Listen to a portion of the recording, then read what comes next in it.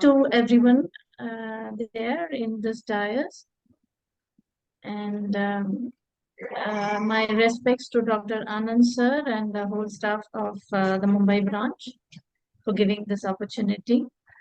And first of all, I would like to give my due pranams and respects to our revered Guru, the founder of Ayurveda Shala, Dr. P.S. Warrior sir, and whose practices of classical Ayurveda in a good standardized manner is what keeps this Ayurveda running. He was a great visionary. I also respect and give my pranams to the revered Guru, Padma Shri late Dr. P.K. Warrior sir, whose contributions has taken this organization to the national and international levels. Yes, as the program is, the webinar is on the eve of Women's Day.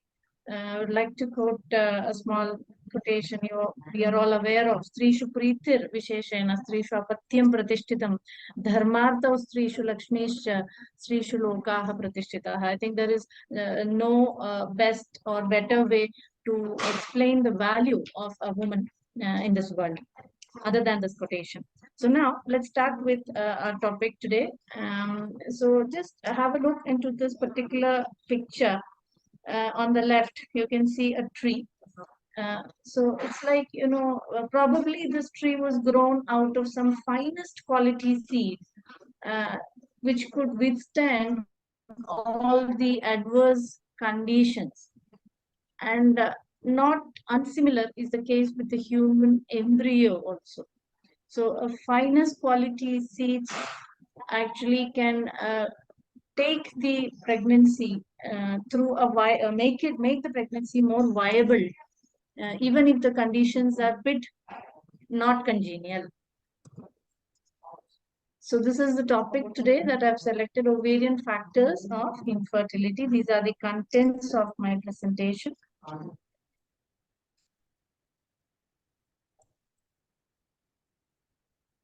So we all know that infertility is defined as, when we are unable to conceive, when a couple is unable to conceive, when after unprotected coitus for more than 12 months.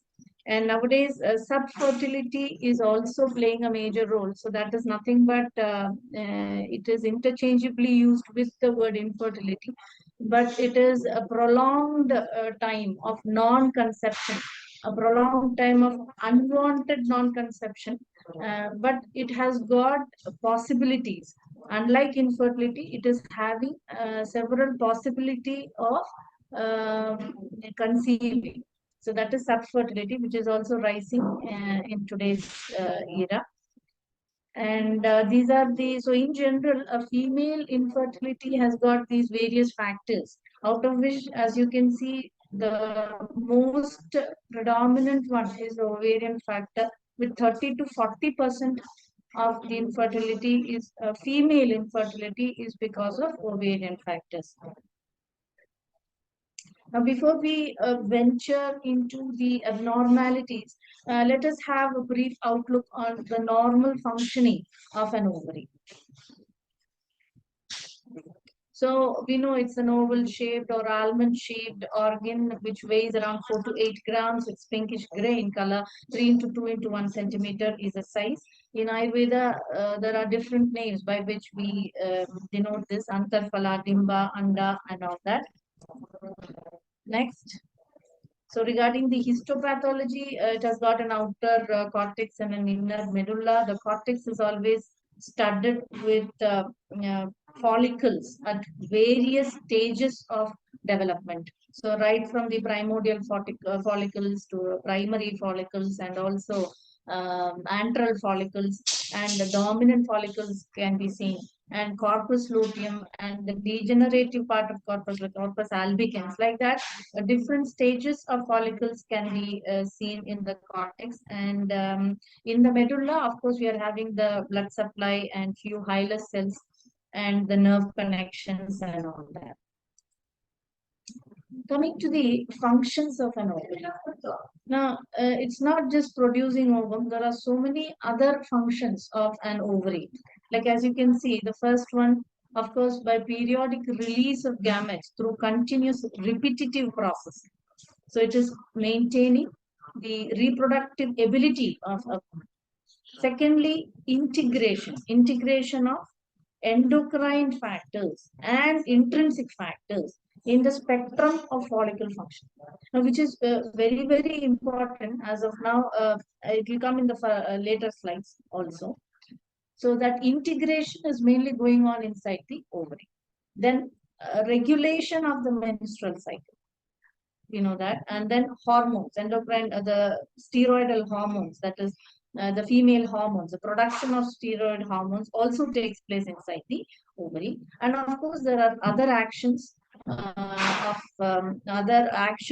the steroid hormones secreted by the ovary, and their function and their action is on the entire body, including the coagulability of the blood, including the conservation or reservation of calcium and phosphorus in the bone, and so many other. And similarly, the endothelium is also related to the steroid hormones. So, like that, similarly, the emotional factors, that is also related. Once a particular hormone is released by the ovary, and so it has got a different action, what we call the mood swings. So those are all because of these steroid hormones that are secreted by the ovary. So dynamics of a follicle, if you just see. So basically, a follicle, you see, at the third week of intrauterine life, at the third week of intrauterine life, it is that this kind of the primary follicles actually starts forming, and then by the end of 20th week of intrauterine life,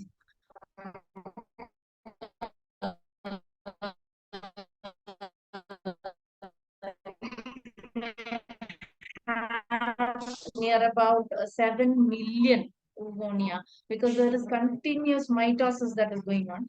And by the time of birth, it will reduce to 2 million. Okay, and then it will remain in the prophase phase. The entire, no more mitosis will take place after birth. So all these things we need to understand. No more mitosis takes place. So whatever primordial follicles are there, they will remain in the prophase stage at the time of birth until further the number reduces to 4 lakhs. 4 lakhs. So one of the characteristics is degeneration or deterioration, because that is a characteristic. It's keep on going atrophy as the days go by. So, and probably throughout the reproductive phase, only around 400 of them may ovulate. So those are the follicle, the dynamics of a follicle, and there are so many intrinsic factors and extrinsic factors that are working for this coordination. So as you know, the ovarian cycle can be divided. I mean, we can consider it as the follicular phase, and then the ovulation in between, and then the luteal phase. And the point to be noted here is the menstruation, during the menstruation days. Those days fall under the follicular phase. So when a lady starts menstruating, the same day, the certain follicles will be rescued by the FSH. Certain follicles will be rescued by the FSH to further grow and into a dominant follicle for the next cycle. So so in the initial stages of the menstruation day itself, the follicle for the next cycle is selected, and the process will continue throughout, and then ovulation happens in this cycle, and then there is a luteal phase, as you can see. So in the follicular phase, so recruitment of group of follicles are happening, selection of dominant follicle. Out of that, the follicle that is containing maximum estradiol environment, that will be selected as dominant follicle, and then it starts growing, and then maybe it reaches around 20 mm, and then finally it undergoes ovulation. So it forms a matured dominant follicle. So this is how a view of an ovulating ovary looks like. So as you can see, So ovulation is bit painful. A normal ovulation, so that's called Mittelsmere sign. We all know. So in some cases, very mild pain. Some experience severe pain, which is normal and subsides just after ovulation. And then you have the luteal phase. So luteal phase, so this is also equally important. So just like say ovulation has happened, but if corpus luteum is not formed properly, then it causes a lot of problem if she conceives. So there are again proliferation of corpus luteum, and then there is vascularization of corpus luteum that is happening. And if she hasn't conceived, then it gets atrophied and it undergoes apoptosis, and that becomes a corpus albicans. So there is demise of corpus luteum. This is how the luteal phase goes on. And the maximum, the complete mature corpus luteum has got a major role to play, which we usually oversee, because the first 2 weeks after conception, it is this corpus luteum which secretes the abundant progesterone that is required for the support and growth of the embryo, of the implanted embryo. Next.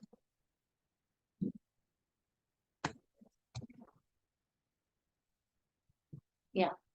So regulation. So regulation, we all know it is under the HPOE axis, that is a hypothalamus, pituitary, ovarian, endometrial axis.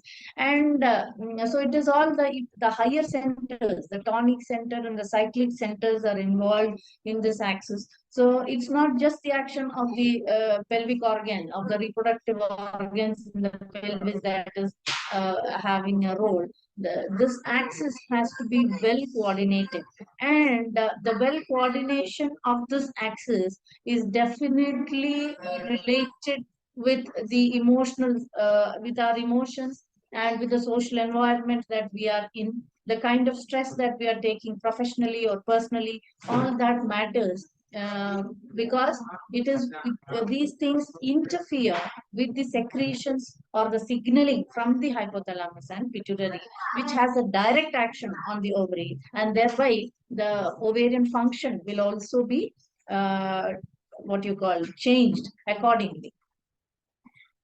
So what are the factors in the follicular development? So as I was talking about the intrinsic and the extrinsic factors. So when we say intrinsic factors, so we have autocrine hormones, we have paracrine hormones. So autocrine hormones, the hormones that are released by a cell, and the action is happening inside the cell itself.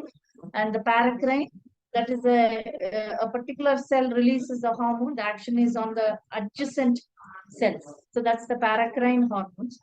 And then we have the endocrine. So the entire organ, the endocrine organ secretes the hormones into the bloodstream.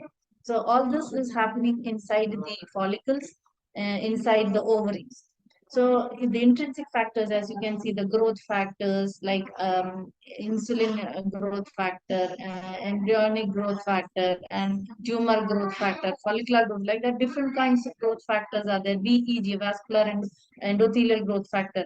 Similarly, inhibin, activin, and follistatin. Now, these factors are very, very important, though they are not, loud anywhere. We don't usually read about this, but you see, inhibin is having the action to inhibit the FSH. It inhibits the FSH, and in PCOS, there is increase in this particular inhibin. And also, on the other hand, activin is actually activating the FSH. It stimulates the FSH release. Follistatin is again an inhibitor. It helps the inhibitor. So this is how, and cytokines. Cytokines are inflammatory, what you call factors, like interleukin 1 and tumor necrosis factors. These factors are found to be high in endometrial conditions, endometriosis conditions, sorry, endometriosis conditions, inflammatory, in PID cases also, this inflammatory factors are found to be increased inside the ovarian follicles. Similarly, peptides like AMH and oocyte maturing inhibitor and endothelin 1. Now, they are all having a very important role nowadays, because AMH is always tending to decrease or fall. There are several cases coming saying that there is fall in AMH. Not, the AMH is nothing but anti-Mullerian hormone, and this anti-Mullerian hormone is released by what you call less than 1 mm primordial follicles. Okay, so that AMH actually is telling us the ovarian reserve. It tells us how much of ovarian reserve the follicles are there, or it is remaining in the ovary. So similarly, the endothelium, which is also having a cardiovascular function. So these are the factors which are actually helping in the proper follicular development. So folliculogenesis.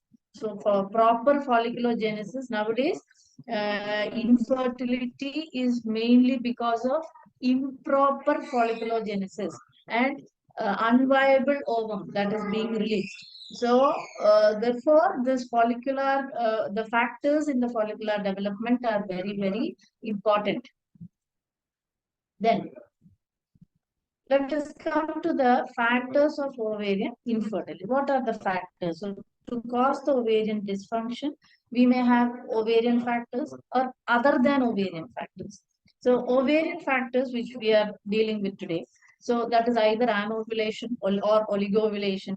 Then there is PCOS, POF, that is premature ovarian failure. There is resistant ovarian syndrome, LPD or luteal phase defect, and LUF, that is the luteinized unruptured follicle, or DO, or diminished ovarian reserve, EFS, empty follicle syndrome, and others like endometriosis, ovarian endometriosis. And other than ovarian factors, of course, aging, primary hypothalamus, pituitary dysfunction, thyroid disorders, and all these things that we can, even drugs. Now, a point and very, very important to be underlined is drugs like oral contraceptive pills and progestins, which are usually taken very commonly by the patients here who come here. So that itself is a cause for ovarian dysfunction. So obviously that is given to correct the function, but then it is also having a reverse action on the ovaries. So similarly, antidepressants, antipsychotics, corticosteroids, and the chemotherapeutic agents, they are all causing ovarian dysfunctions.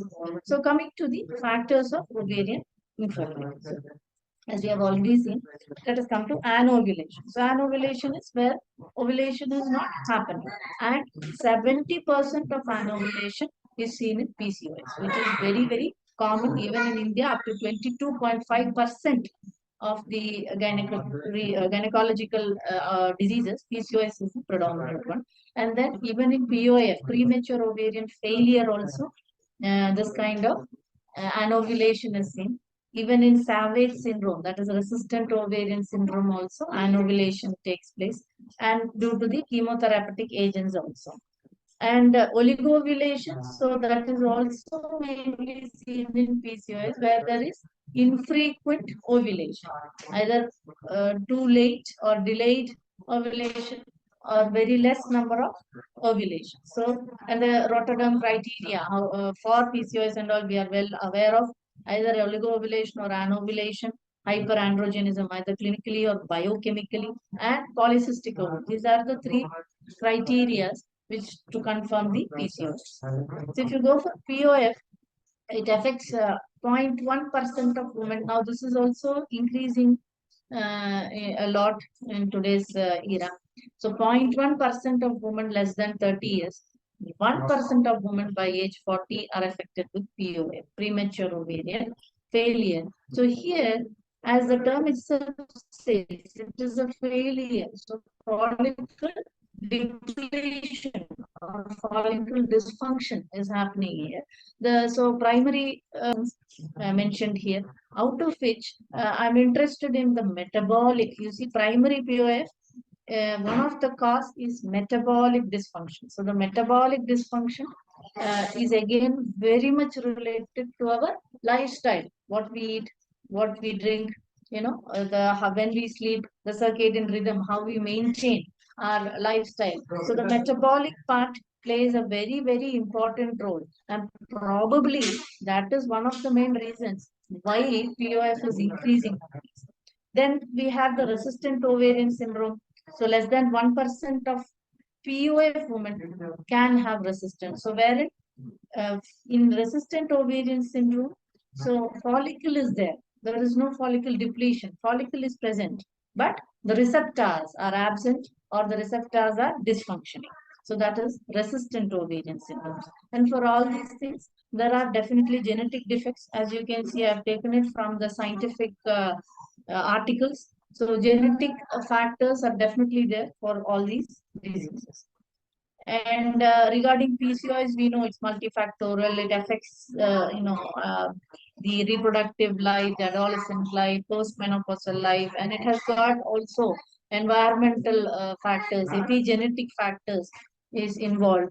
And therefore, it has got a reproductive dysfunction, metabolic dysfunction is there in PCOS, endocrinal variations are there, cardiovascular function, even psychologically dysfunction is also seen in PCOS. So if you can see just a quick glance, so in adolescent period, irregular menstruation, maybe there acne, hyperinsulinemia, alopecia, and reproductive phase. So there is subfertility or in the RPL, recurrent pregnancy loss, and pregnancy complications can occur. In menopause, it's either DUB, dysfunctional uterine bleeding, endometrial hyperplasia, etc. And it's like an what you call an iceberg. So an iceberg, we know a small part is seen outside, but the root is very, very good.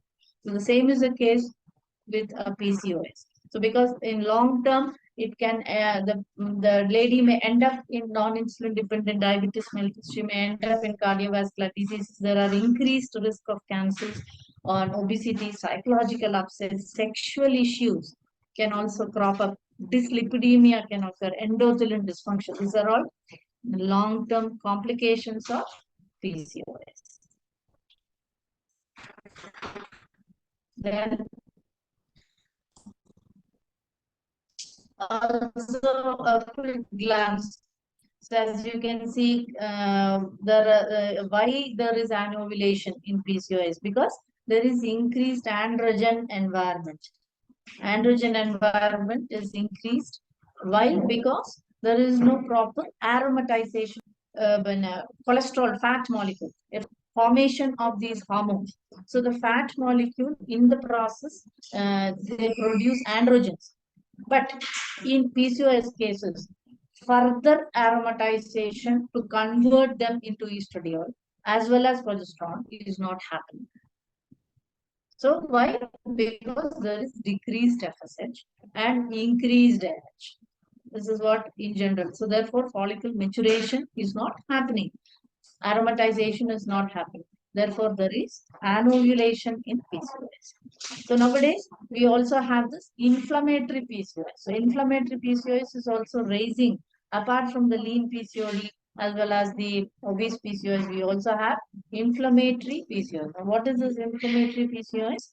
Where it is due to some external factors or because of the gut dysbiosis. Now that is having as you can see the article that I have quoted.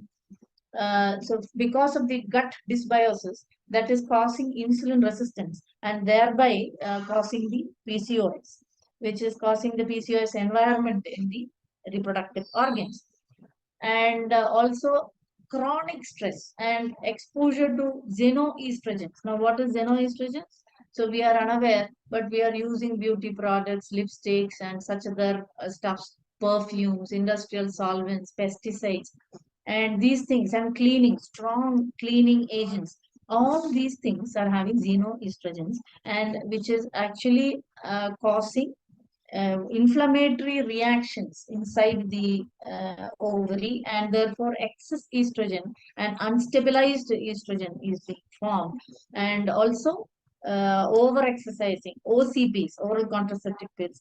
These are all the causes for inflammatory PCOS.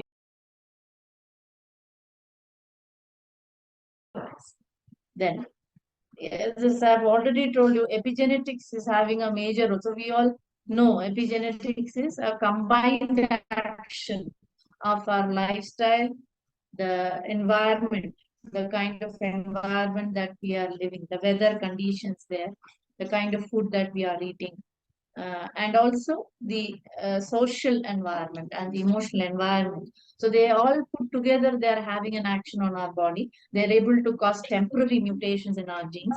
And if uh, this sort of environment, if it continues, then it results in permanent mutation. So PCOS phenotype is programmed in utero. That is a important thing we can understand from this. So when the female fetus is in utero itself, the PCOS phenotype is programmed. Similarly, and also that also means that the kind of food the pregnant lady is taking, the kind of lifestyle that she's following, everything has an effect on the kindly mute. I think this thing is unmuted. Kindly mute. And then there, of course, it's an X-linked polygenic disorder. So there are genetic factors involved in PCOS. And what are the other causes of anovulation? So, the higher centers, so hypothalamic pituitary failure or dysfunction. This is as per the WHO. Group 3 is ovarian failure. Group 4 is hyperprolactinemia, also results in anovulation. And point to be noted is that this prolactinemia is always connected with the thyroid dysfunction as well. Then, luteal phase defect. So, in 42% cases of recurrent miscarriage, luteal phase defect is seen. So, here, why luteal phase defect? So, luteal, we know it's a corpus luteal defect. So, again, it's because of defective follicle genesis. Proper follicle formation has not taken place, but ovulation has occurred. But then luteum is not formed properly. This is very much seen in drug-induced ovulation. So nowadays, clomiphene and sugar drugs induced ovulation. In such conditions, this kind of LPD is expected to be seen. Similarly, elderly women, in elderly women, as because of the aging, atrophy. Similarly, pelvic endometriosis also, this kind of a defective folliculogenesis leading to LPD is seen. Elevated prolactin levels, subclinical hypothyroidism, again, which is commonly seen, is also a reason for LPD. And then genetic factors. Everywhere, genetic factors are involved. So where there is decreased level of FSH and or LH in LPD. Then luteinized unruptured follicle. So here what's happening? Luteinization has taken place. Follicle has formed. It has reached the maximum maturity, 20 mm, but it's not rupturing. Even after 48 hours of LH peak, it's not rupturing.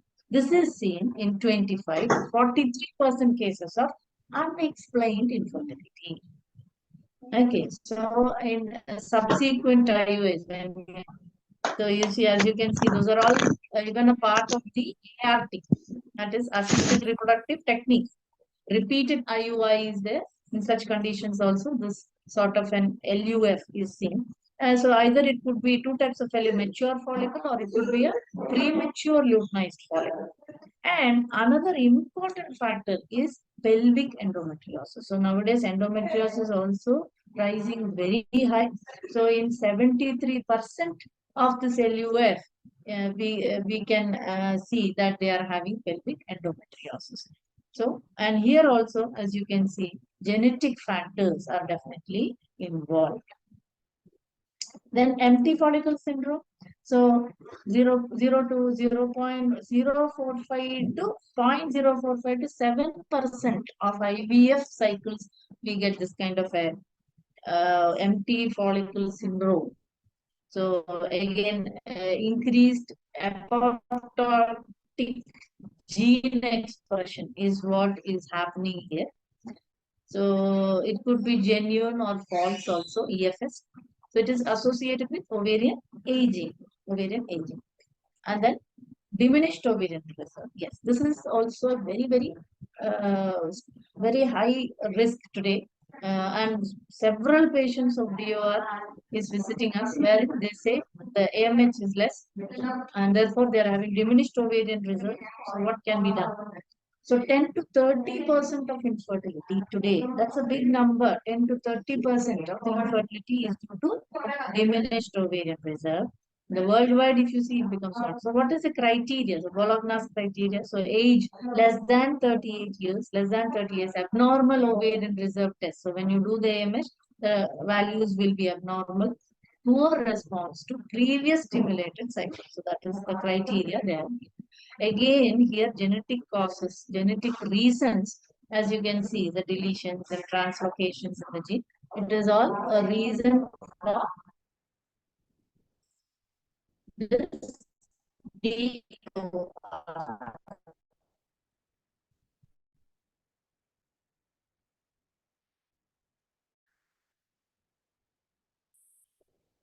Then others. So others is definitely endometriosis with infertility. Endometriosis is always related with infertility. In 31% cases of endometriosis, infertility will be associated. And pre-ovulatory steroid synthesis is also diminished. There is again altered folliculogenesis. Why? As I told earlier, inflammatory factors like cytokines and interleukins, cytokines like interleukins will be increased and ovulatory dysfunction happens and in nature. Again, genetic causes therefore are endometriosis. Then other factors you can see ovarian virilizing tumors, neoplasms, carcinomas, ovarian surgery. Like we do this follicle bursting surgery.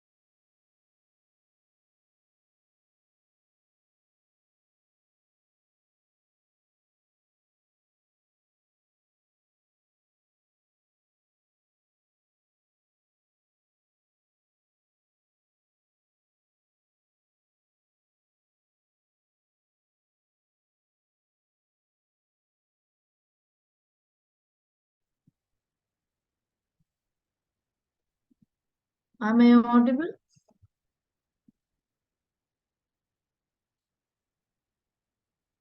Yes, Hello? no screen. Yeah. Yeah. Screen has gone. The PPT. No, no, no. PPT is नहीं दिख रहा है PPT ഇല്ല madam PPT പോയി. कोई अब share screen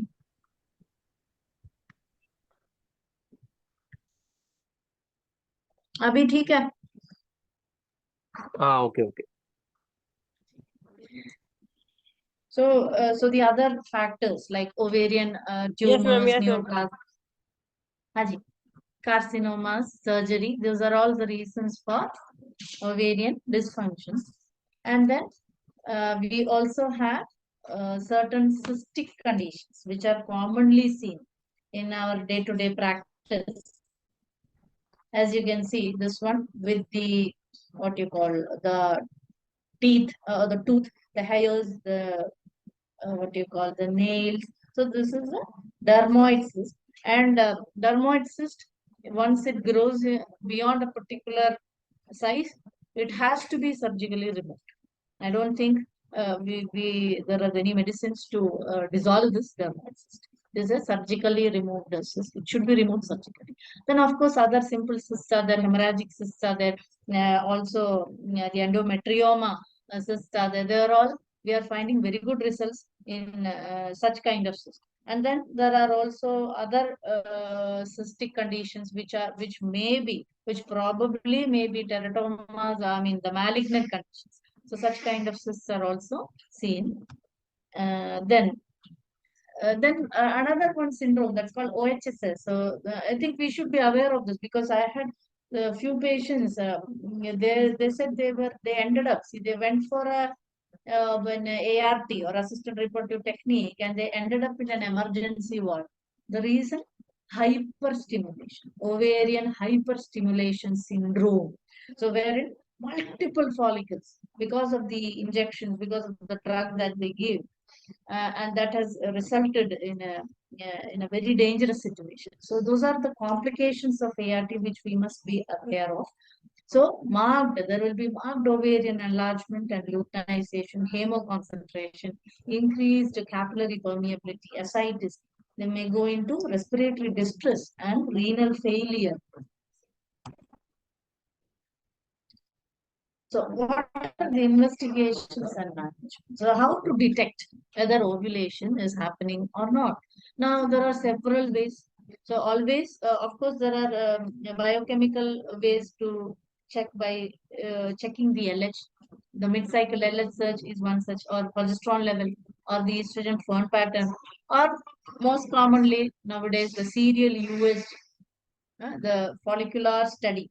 That is what serial use. That is also very helpful though. But then there are certain bodily features which can be easily explained and easily made understand to the patient so that they can do the self-checking, which is very, very important. We need to educate the patients, the females coming with infertility. So whether first of all their cycles should be regular cycles or not.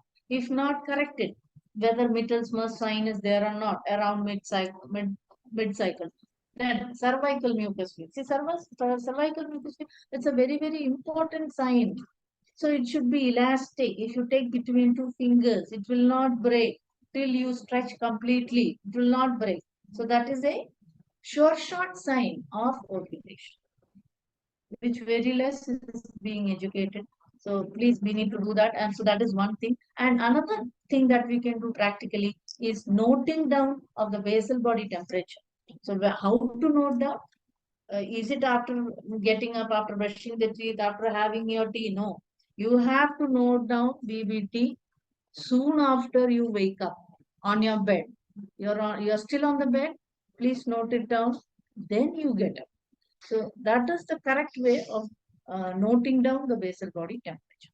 So those are all important means by which we can detect easily whether she is ovulating or not. So cervical, the kind of cervical secretions, and even painful menstruation usually happens in a ovulatory cycle. Usually, painful menses usually happens in a ovulatory. If they say, no, I don't have any pain, so chances of anovulatory cycles. So this way. Similarly, other things like laparoscopy. So these are the various ways we can detect. And then, yeah, so this is an example of the follicle. See, as you can see the graph, this is how the basal body temperature looks like. So the first follicular phase, it will be then at the time of ovulation, there will be a peak. And then it will be maintained in that level for the next 14 days. Then, of course, there are other tests that we have to do on day 3 or day 2, FSH. So if it is more than 40 FSH, then it's going into ovarian failure or menopausal stage. So these are all the things which we need to note. And then LH also, if it is less than 5, so there is a hypothalamic or higher center costs. Then we know during ovulation it goes to the peak and up to even 101 IU per L can happen at the time of ovulation. And after menopause, usually it is 14 to 52. So this is similarly prolactin. If it goes beyond 25, we must be cautious. Prolactin going above 25, so chances of microadenoma. So 100, of course, it should be 100 to 200, but then chances that she might go into those levels. So we need to keep that in mind. Then estradiol, so 15 to 350, that's the normal level. Progesterone, so it varies from the follicular phase, during LH surge, during ovulation, the mid-luteal surge, the levels vary. Similarly, 17 hydroxyprogesterone, normally it should be less than 200. If it is greater than 200, there might be a renal cause for it. So you have to check adenocorticotrophic hormone as well. Similarly, greater than 800, you have to look for congenital adrenal hypertrophy. That is 21 hydroxylase deficiency might be associated with that. Similarly, testosterone normally between 20 to 80. More than 80, think of PCOS. Think of androgen producing ovarian tumors. DHES normally it is 350. Above 700, there is some adrenal dysfunction. AMH you see, usually we say it should be satisfactory for up to 30, up to 25 or 28.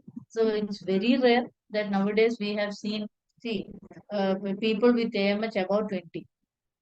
So if it is about 20, they need not come to a doctor. They'll be naturally conceived. So most of the patients in the OPD, in our clinical practice, we are finding with very low AMH. But then few of them are having high AMH, and those are often PCOS cases. So they are having very high AMH. AMH is always high in PCOS, greater than 48.5. Similarly, AFC or the antral follicle count, that is also one of the important way to check the ovarian reserve. So normally there should be 3 to 8 or at least approximately 6 antral follicles is expected to be seen. So if the antral follicle count is diminishing, it means the ovarian reserve is low or it is reducing or diminishing. So therefore, USG is definitely a useful diagnostic tool for all these to assessing the ovulation. So if you come to the treatment aspects, ovulation, induction, and hormones, these are the only thing what is expected from a conventional side. And OCP itself is having, that itself is causing ovarian factors of delayed fertility. So nothing much to explain.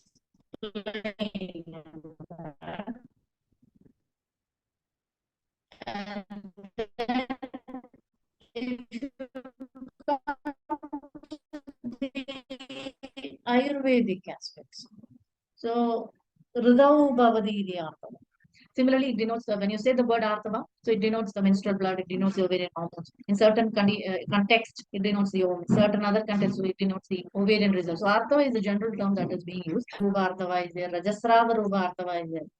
And Dalhana has said, Saumyad Rasad Uppannasya Agneyatvam Parinama Visheshadena. So it is from the Rasadatu. This is very, very, very important in our practice. Rasad Stanyam Tato Raktam. So it is from the Rasa, Saumya Dhatu Rasa, that the Agneya Dhatu Artava is being produced. Why? Because of Parinama Vishesha, because of various Parinama, the metabolic changes that is happening. Okay, for Anjali and Bhamishra has said that it is the eighth dhatu, Saptamo dhatu. Yedena Srina Saptamo dhatu, Shukram Ashtamam iti bodhitam. Why did he term Shukram as Ashtadhatu? Because it is having certain functions like Sarva Samsi, Garbhopayogi, Tasamapi, that is needed for Balam, Varnam, Shukram, Pushtim Karoti. So that's the reason why he mentioned it as eighth dhatu. Similarly, the Antashukra, Gannath in Antashukra and Bahishukra. So Antashukra Tatapi Artho Utpatti Garbhagala Eva Bhavati. So right from the in utero stage itself, it is there. And Bahishukra, that we see external, the external vaginal secretions. So that is the Gradapindo, Visarpatyanarya, Sadapam Samsana. So 12 to 50 is supposed to be the reproductive age. Arthava Srotas Vino Tatarvidaya, Bandhyatvam and Arthava Nasha. So basically, the like ovarian factors of infertility, this concept as such is not mentioned in our science, but then we will get the influence from so many contexts. So it's an Anukta Vyadi. And what I feel is Nahi Vata Tride Yonir Narinam Sam Pradushyati. So Vayu is having, or the Vada dosha is having a very major role to play in causing all the dysfunctions in the female reproductive organs. And what you call Sarve Roga Jayante Mande Agni. So Agni is definitely one of the major causes, whether it is the Dadarupa Agni or whether it is the Kaya Agni. And then Manas. So all this put together, only when there is a well coordination between all these three, we have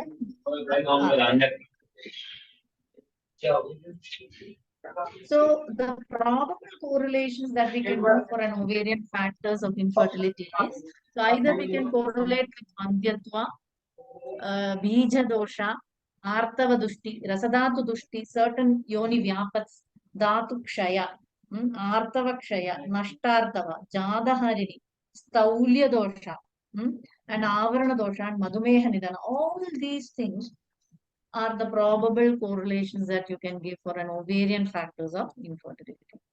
So if you take the Rasadatu Dushti, so you see it is very clearly mentioned Shraddha Jarajischa Asya Vairasya Rasagnata. Along with that, so Pandutvam Srodasam Rodha Klaibyam. So Klaibyam. And Nasho Agni. Again, there is Agni Nasha. So definitely that is a reason for ovulatory dysfunction.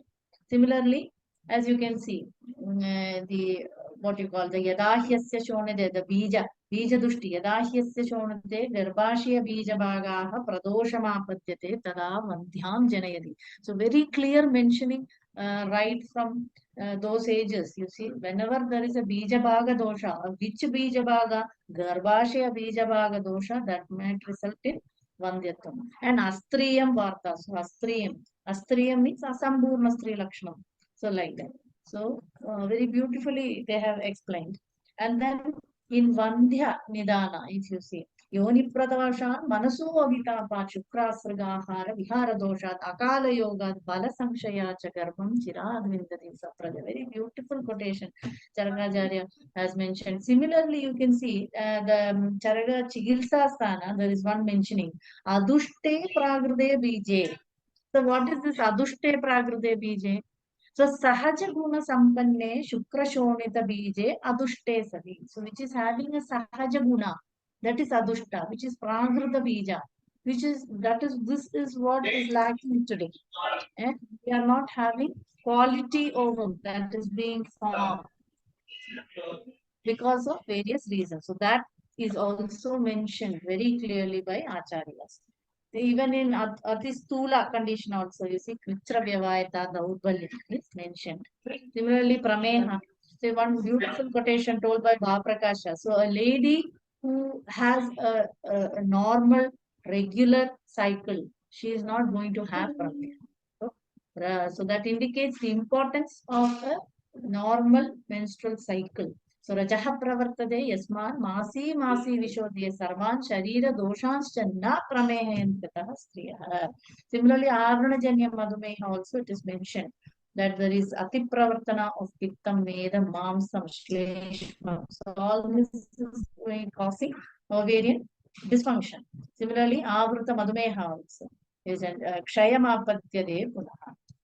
So similarly, you can see Bija Asamartam Reda Prajotpatane Na Samartha. So in Artava Dushti also they have mentioned all these things. And Artava Kshaya, we know Yatochita Kalam Adarshana. And Yoni Vedana Nashtartava Toshe Avrata, because of Avrata Margam, the Artava Nashyadi. Okay.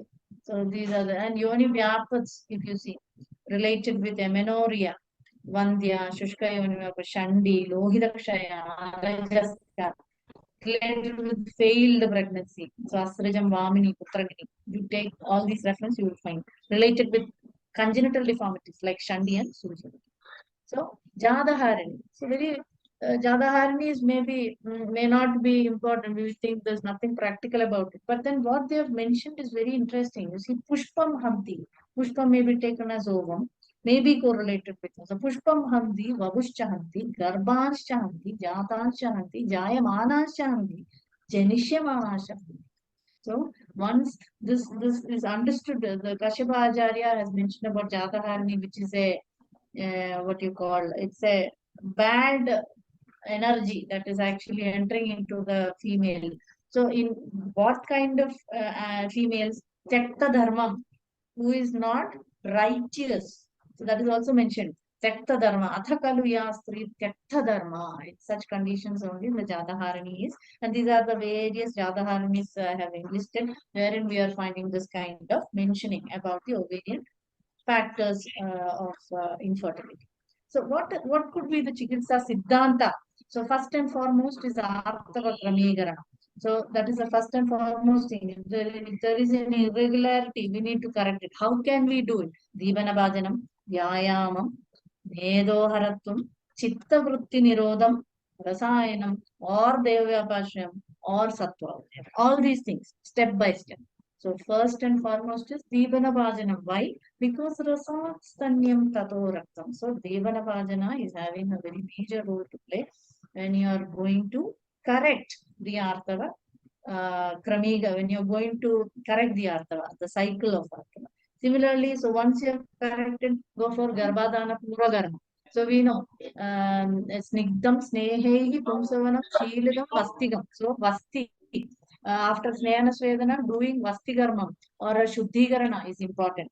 Similarly, Naram Vishesha, so it is a Kshirajye, Madhuraushada Samskrudehi, Narim, Tailena, Mashesha, Pitalehi Samupachare. So this is the diet that has to be explained to the infertile couples before when you are planning, you're taking them through the steps of conception. So Garbhadana very, very important. Similarly, so when you say Pumsavana, it is not only for the Putrotpatti. Pumsavana is Garbha Grahanagaram. It is Garbha Stidhigaran. Pumsavana is Garbha Grahanat, Garbha Stidhigaranat, as well as Putrotpadanat. So those are the three important functions or important actions of the Pumsavana Karma. So that has to be taken correctly and used wisely. Similarly, Garbhani Paricharya. So once she has conceived, and please follow the Garbhani Paricharya so that you get a super. So this is how Chikitsa Siddhanta should go. And then Patyam Lashanam. So Amrutodbhutam Amrutam Lashananam. Similarly, Kshiram Tamsam is also indicated. And of course, these are the apatyas. The Kacharam Suranam, as you can see, Kanjikam, Vidahikam. So the general patya that we say that already includes all these things. Okay. And the most common thing, Ashtanga Hridaya, as you can mention. This is very, very good quotation. Yavanam. Yavanam is given importance. So why Yavanam? Because it is love in nature. It is easily digested. That itself indication is definitely going to disturb your ovulatory function. So yavanam abhya arishnam sidu tailam cha shilayet pipalya ayorajah patyaha prayoganscha mashikan payet baladailam mishragam sugumarakam. Sugumaram is also given equal importance, and mishragam. So that is Mishraga Sneha with Sugumara. So that is nothing but for a proper Vadanulomana. This will, because Vada is playing a major role. Because it is through the Apanavayu. It is already in the pelvic region. So therefore, importance of Apanavayu is definitely there. Then I would like to highlight on a magical portion that is mentioned for prolonged ovarian reserve in Ashtanga Sangraha. Sharira Sthana. So that is, it is mentioned Kshiradi, Grudam Kshiradi Nityasu, Muditasu Kafatmasu, Chiram Vindadi Artavam. That is what they have mentioned. Anyata, if not, it is otherwise. So for ladies who wants to have Chirat, a prolonged ovarian reserve, Chirat, for that Nityam, what they are supposed to do? Ghritam kshiradi nityasu, muditasu. Muditasu is what? Being pleasant, always. So those are plays a major role, you see. So Ghridam Kshiradi Nityasu Muditasu and Kaphatmasu. So Kapha, that is Sattva Guna Sampannam, that is what they mean to say. So that is one of the points that can be highlighted for prolonged ovarian reserve. Then Patapatya, if you can see nowadays, inositol. Inositol is nothing but vitamin B8. This is being promoted and those वो मैंने capsules download नहीं and किया वो। granules are being provided. So because they are having an action, also is having a major role in folliculogenesis. So it's not just about the hormones, but the minor elements are also playing a very important role. Okay. And then also the exercise to maintain the BMI, timely food and sleep, asanas, meditation. So there are so many scientific articles wherein 4 asanas and 4 pranayamas for 30 minutes daily can reduce the weight as well as it can reverse the PCOS pathology. That is articles have come, and Surya Namaskar itself is enough to correct this particular what you call metabolic dysfunction. Similarly, I also have tried Brahmari pranayam for all my patients, and that is really working wonders to relieve the stress. Because see, professionally, personally, at all levels, we are facing stress. So of course, stress is nothing but how you react to a particular situation. But then, Brahmari pranayama is having it is almost having a meditating effect. So it soothes you on a daily basis. Right. So these are some of the Baddha Konasana, Sutta Baddha Konasana, Ardha Chakrasana, Chakki Chalasana, and this one is the Surya Namaskar. So research studies, so we know, Artavam Yana Pashyanti, Vifalam Chaya, Prabhutam, Atiprabhutam, Atyalpam, Anagadam, Artavam. So in such conditions, Api Vandhyamcha, Shandhicha Suyate, Shatapushpaya. So Shatapushpa is given such a role by Kashabacharya for all kinds of menstrual irregularity. So Artam Yana Pashyanti Vifalam with difficulty, or Ati Prabhutam, or Atyalpam, or Anagadam, and also even up to the level of Shandi and Vandhya also. Shatapushpa is a wonder drug, and it is proven through various scientific studies. Even Shadavari is having a very nourishing effect. It increases the estrogen environment in the ovaries. And similarly, ashwagandha is also helpful in folliculogenesis. There are articles proving this. Then Tilamethika Yashtimadu. Now, this is one such combination which is helping in a proper what you call maturation of the follicle. Tilamethika and Yashtimadu. So, like rice aglada. So, this combination is also proven to be increasing the mature follicles, or to cause maturity in the follicles. That is helping. Similarly, Lakshmana, Lashunam, Padangram, Shweta, these are all the Pumsavana drugs. So, as you have already seen, Pumsavanam is having Garbha Grahanat character also. So, therefore, these drugs will help wonders if used wisely for conceiving. Then we have our products. So, we have several products, Arishtas and Churnam, and also Gridam. Gridam form also. So many Gridas we are having. So, everything has to be used as per the yukti of the doctor and the condition of the patient. Then gulikas, we are having several gulikas, kashayas, tailam, and patent drugs like Mensocod, Gynacod. They are really working wonders. And Luteal and Lactogods. Because nowadays everybody wants in tablet forms.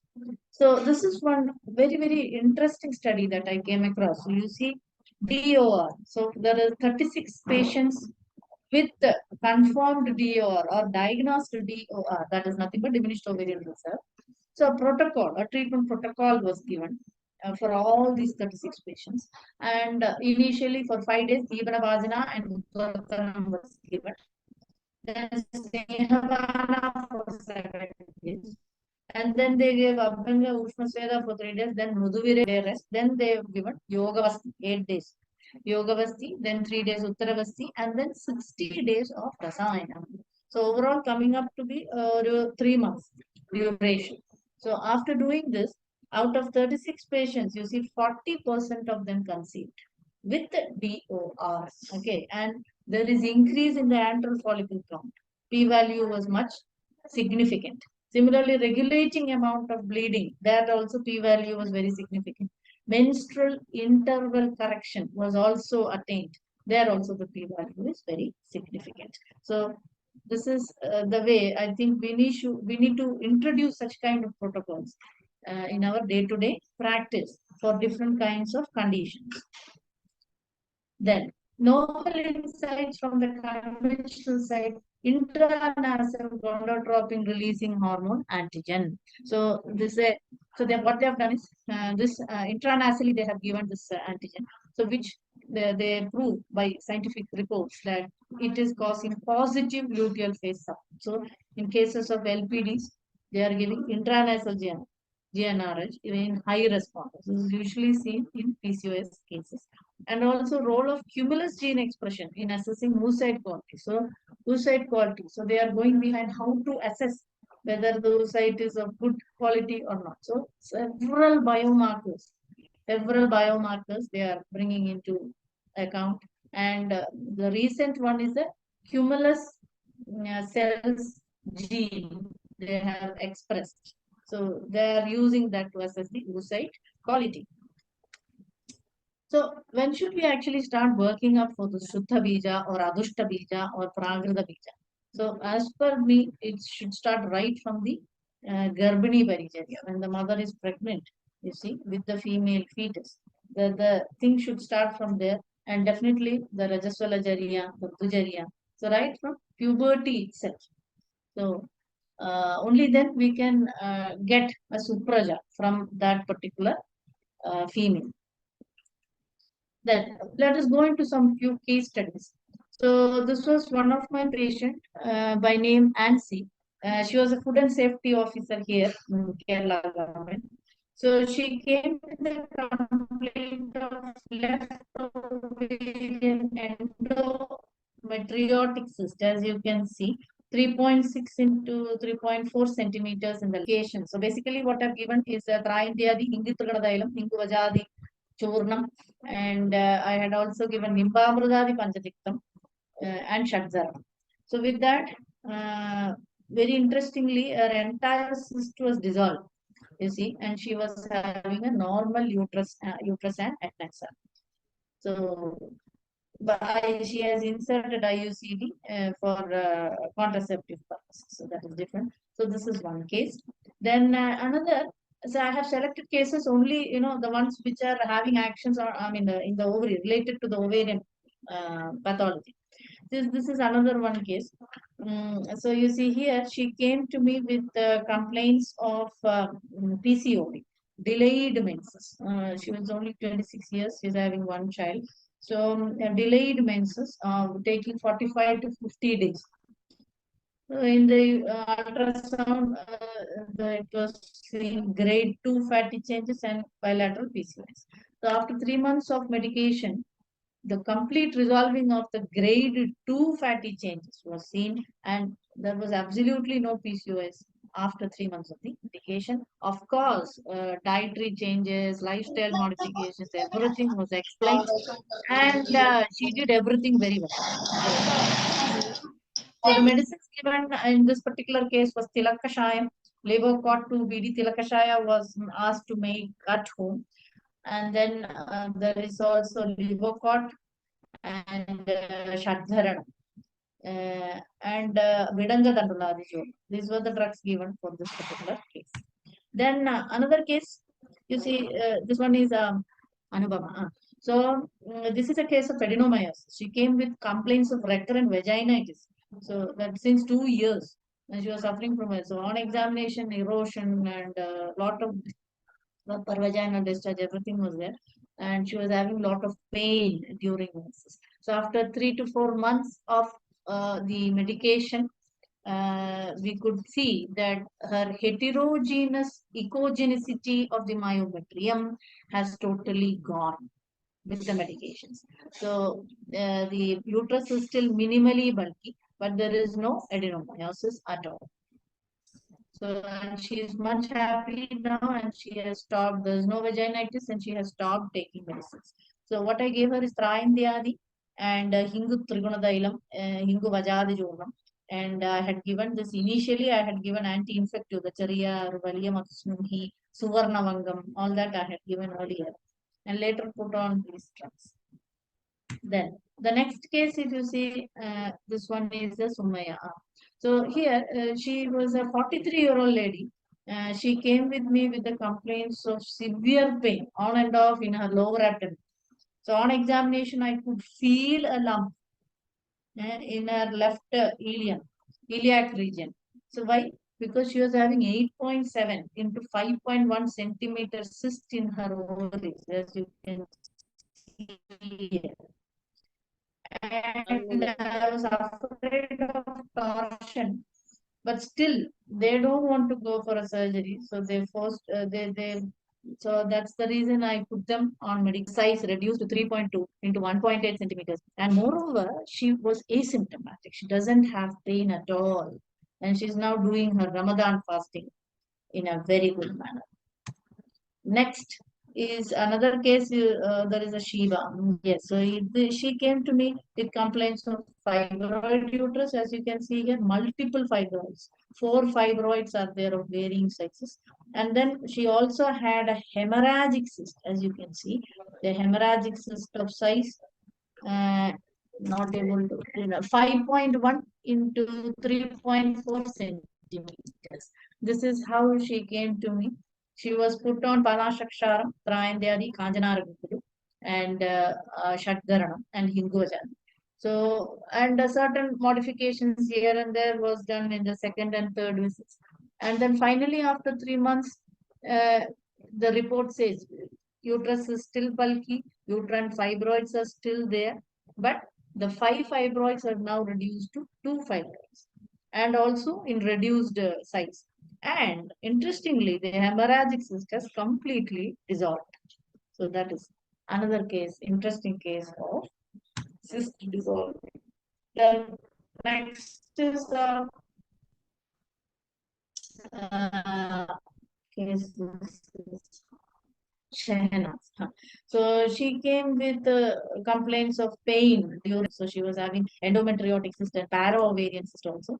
So as you can see in the left ovary, 2.6 into 2.4, and also 4.1 into 3.8 centimeters. Plus her left fallopian tube was thickened when she came to me, and that is a so this is how the condition. Then after the medications, in her case, I had given Valianarayana Delam internally along with Traindyadi and other drugs. So for her, after 3 months, you can see bilateral ovarian endometriotic cysts are still there, but the size has reduced from 2.6, it has become 1.3. And also the left para-ovarian cyst has completely resolved, and the left fallopian thickening is also completely resolved. She is still under medications and she's feeling symptomatically better. Then there are some other cases, few cases which I just mentioned. So a 33-year-old with recurrent abortions conceived within 2 months of internal medicines and lifestyle modifications. She was given Gynacort and Murchidadailam, and she was given Falasapis and Shabdharanam. Then another case, 35-year-old with no issues since 3 years conceived within 1 month. Within 1 month of medicines and lifestyle modifications. It was very surprising to me. But she followed the lifestyle modifications very well. She is from Canada. Malayali from Canada. So she was also given this what you call Palasap, not Palasapis. She was obese, so I didn't put her on. I gave Gynacort, Murchidadailam, and Vidanga. This is what I had given her. So in this is how certain other this thing are also there, but I couldn't mention them. I couldn't trace out the case sheets. So to conclude, I would like to say Saumanasyam Garbhadharanana Shrestha. When Acharya has said that, there is some value for it. Saumanasyam. You need to teach them how to attain that pleasantness of mind. Taking only the priority things into mind rather than, the unwanted things and then jumbling up the relations and all those things. So that is very, very important. Attaining Shuddha Bija through the Garbhadana Purakarma and the lifestyle changes, reversing the pathology through lifestyle. So a customized and well evaluated approach is very, very important. Now, for example, IT professional. So you should always think she might be keeping the laptop on her lap at least once here and there. That is again a very good example of the radiation causing ovulatory dysfunction, because laptops are highly radiating. So all those things we have to teach them. Then creating awareness about the lifestyle changes and what all to eat, what not to eat. Pittalai samupachare, if you are, when we are trying to, and Jivana Bhajana, all this has to be. Then so the ultimate aim is, it is all a game of hormones. So we need to regularize this. We need to balance the female hormones and the stress hormones so that we can achieve success. So therefore, let's learn to keep things balanced. That is very important. So Sarva Dharmeshu Madhyama. This is what I would like to conclude with. These are the things. Thank you. Thank you, everyone.